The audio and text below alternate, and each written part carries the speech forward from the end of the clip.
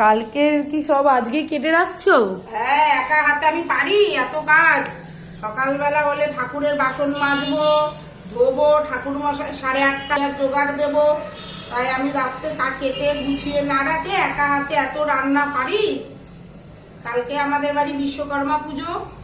আমার বাড়ির দোকানে সবার লেবার মিস্ত্রিরা খায়। আমরা কাঠ ফার্নিচার লোক, কাঠের ব্যবসা আমাদের।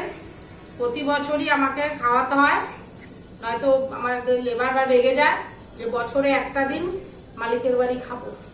তাই আমাকে নিজে হাতে রান্না করে তাদের খাওয়াতে হয়। খাসির মাংস হবে, মাছ হবে, ভেজ ডাল হবে, বেগুনি হবে, লাল শাক হবে, চাটনি হবে, পাঁপড় হবে, দই হবে, মিষ্টি হবে। তাহলে কালকে কতজন আসবে? ওই 20-25 জন খাবে। আবার চাটনিও হবে? হ্যাঁ, চাটনি না হলে খাওয়া মজে। চাটনি খেয়েই তো মজা খাসির মাংসের পরে।